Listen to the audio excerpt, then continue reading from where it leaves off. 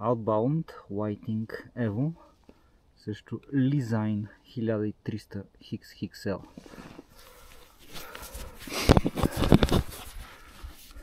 И по принцип това на каската, който сега ще го спра да не се намесва в светлината.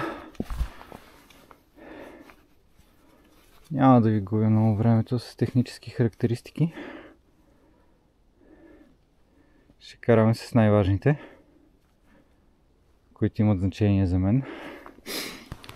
И двата фара имат продължителност около 2 часа работа на най-мощния режим и около 8 часа на режима, на най-слабия режим. Това са и двата режима, които аз използвам единствено.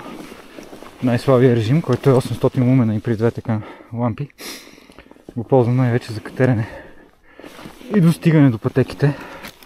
Оле, много трудно се върти в този сняг. В случая това са 800-те лумена на Lezyne. И се надявам на камерата да си личи как осветява пътеката. Смятам да покарам малко с Lezyne и след това малко с Outbound Evo-то, за да може да си направите разлика от видеото, как осветяват.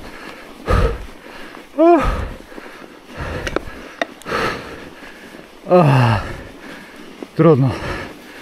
Мале, колко трудно се върти. Основна разлика също така и за качването. Lezyne има една гумена хватка, която си е част от самия фар и може да го закачате навсякъде. Негатив за това е, че се мести лесно и вибрира понякога, когато карате. И ако карате някакъв бесен боч, ми се е случвало фара да се извърти, така че да не свети по никакъв начин в правилната посока. Евото си има скола, където се захваща за кормилото,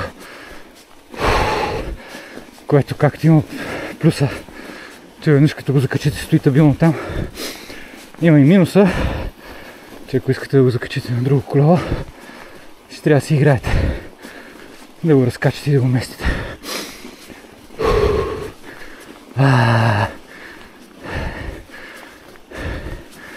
Клинч и сняг. Свършиха ми силите. Нямам търпение да започне спускането.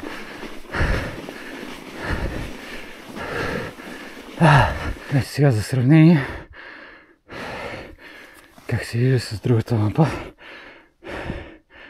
Само че да я намалим и нея. Разликата е осезаема. Евото изпълва много голяма част от периферията със светлина и е осезаемо по-светло. Разбира се, всичко това идва на съответната цена. Евото е 2,5 пъти по-скъпа от Lezyne.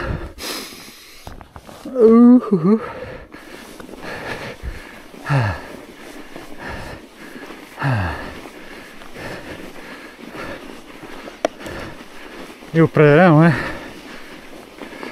повече от 2,5 пъти по-приятно за каране. Ай, кой снега!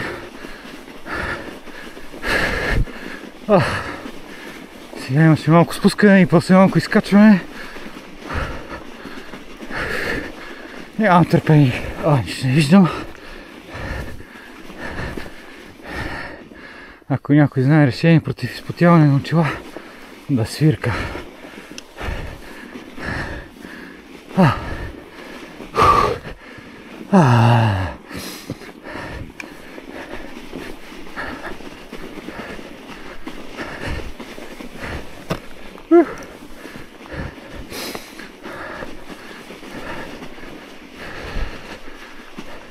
А с този сняг е поне 2 пъти по-трудно. Отправо ми стопи силите. Пак добре, че са минали от тук хора. Че иначе ще за ужас. Ето е каменната ръка.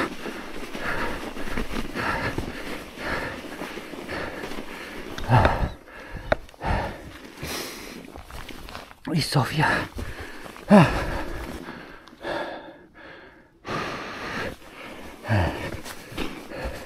Сега не може да ме изкачване. Преди да започне бленуваното спускане. Нямам търпение. Сега тук е малко надолу. Тук има и камъни. Оп.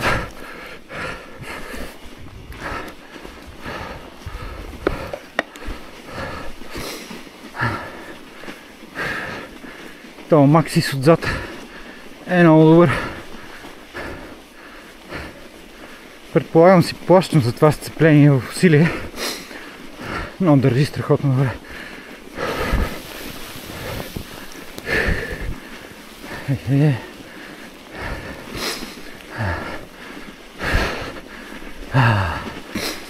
Ако обичате да карате на тъмно, със сигурност село си заслужава парите.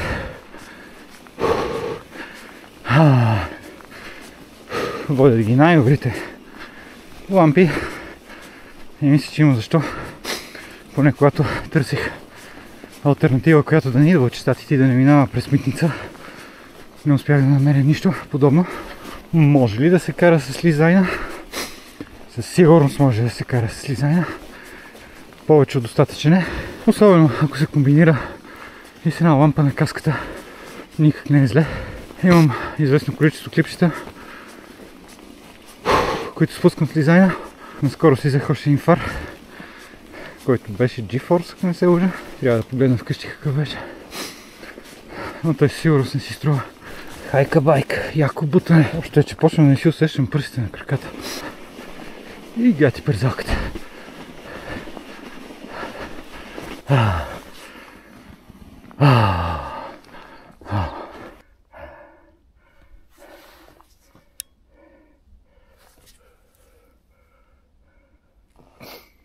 Сега не си да пусна лизайна на максимум и ще карам с него пуснат на 1300 лумена, докато стигна до езерото или нещо такова. И после ще превключа на евото. О, тук имаш изкачване! Не мога. Ще бутам. Всъщност като се замисля, не знам как ще спускам, като вече едвам ходя. Върту.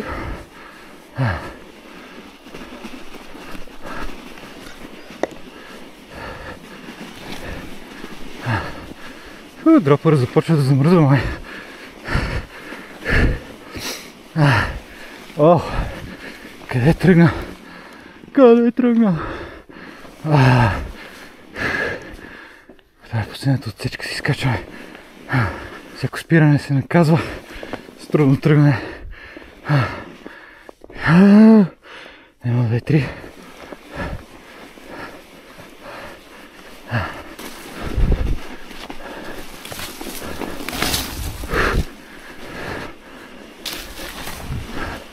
Опа! Добре. И толкова ми влезе почти в очите.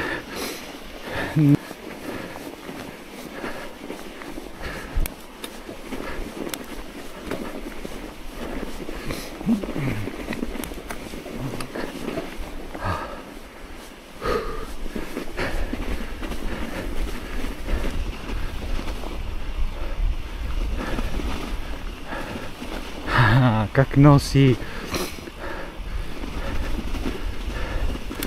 Ето, както виждате, Лизайн 1300 XXL. Дори само с него. Мисля, че няма грижа човек да се спуска нощно време. Сега в момента са малко драматични обстоятелствата с този сняг. и не може да се развие хубава скорост.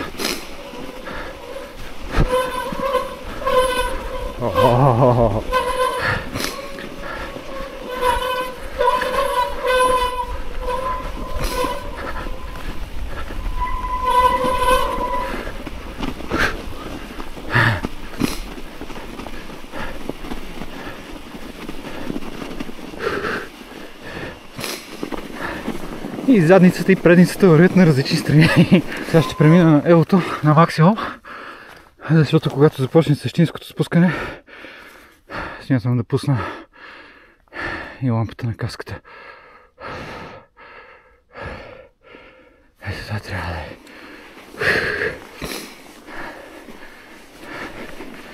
Ето това е, мисля, че беше 2200 лумена. Разликата е осезаема.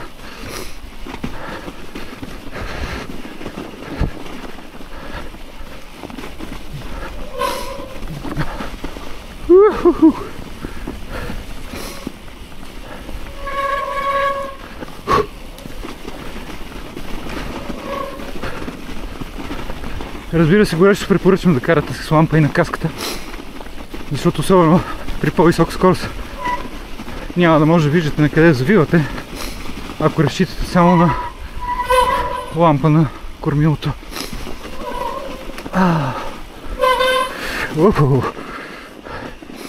И Боянското езеро.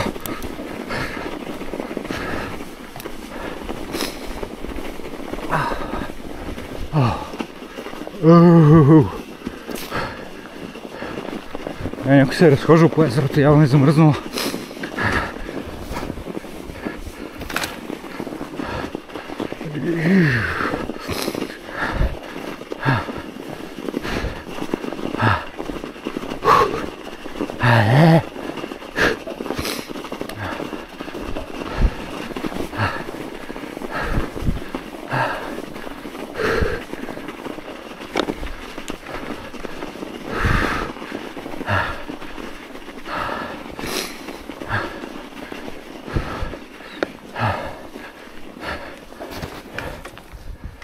Сега ще започва страшното. Сега пускаме лампата на каската.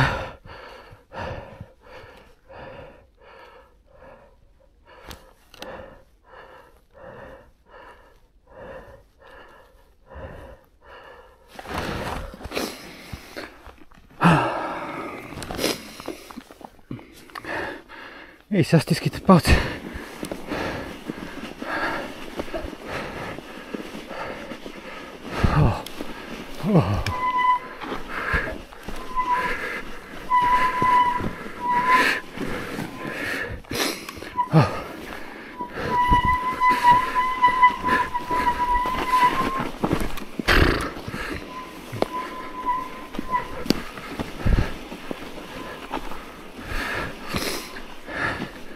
Ай, сега ще успея да задържа горната линия. Май, как носи. Опа,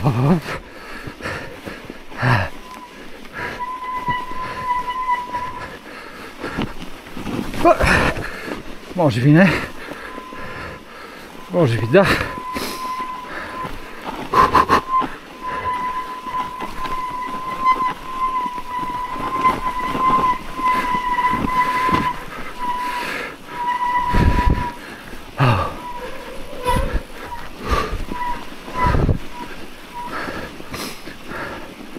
Опитвам се да се придържам в партината, въпреки че доста хлъзга.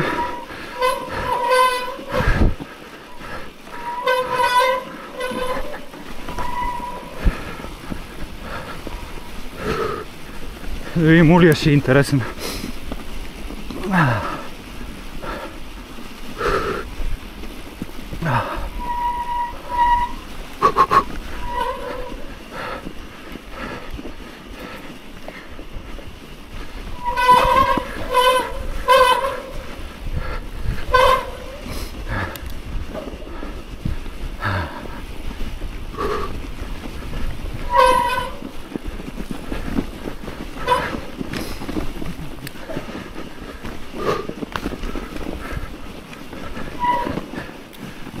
Няма, скачаме сега. Ще оцеляваме.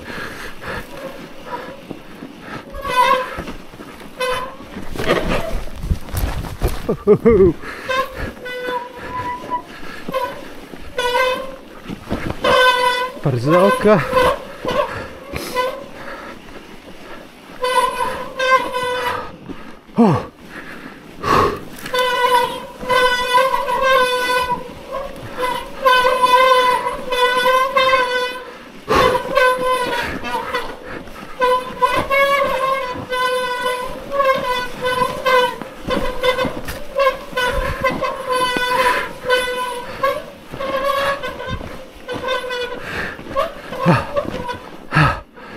Уморих се.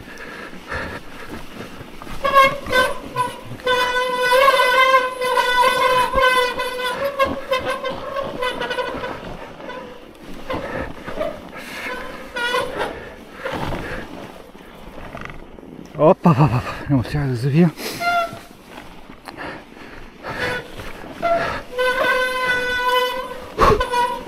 И сега влизаме в улея.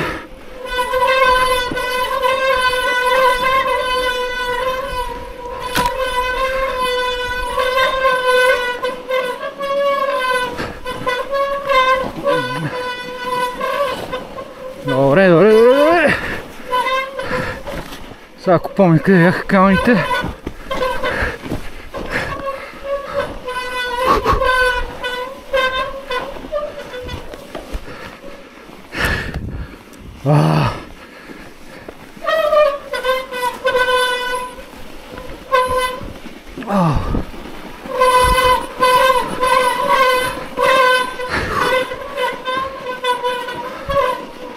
Малките улии ги пропускам, че нещо краката умекнаха.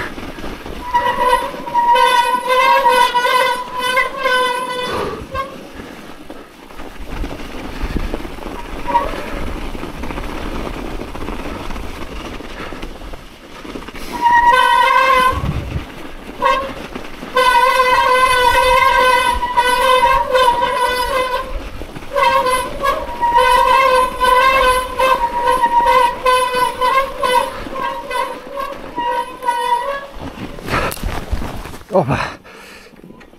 Щях да го пропускам.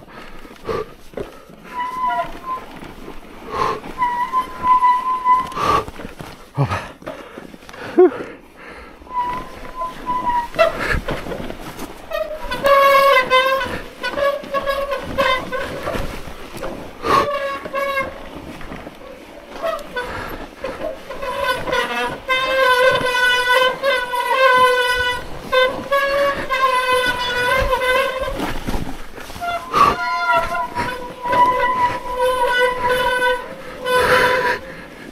Oh yeah.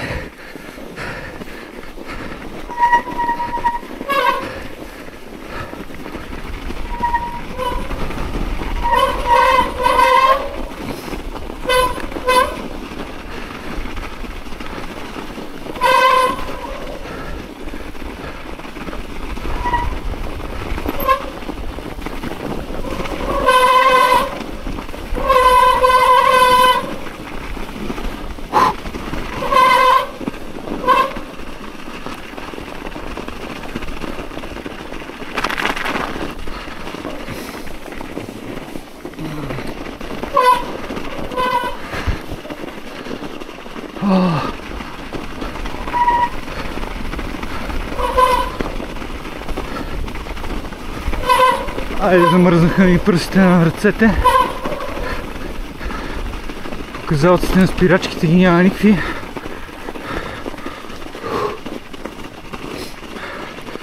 Но сме на финалната права.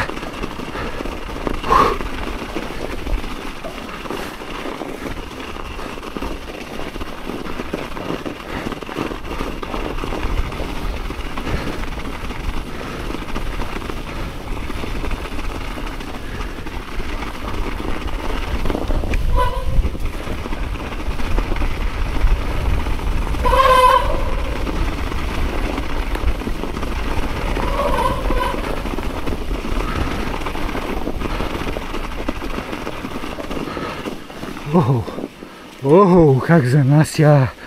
Струва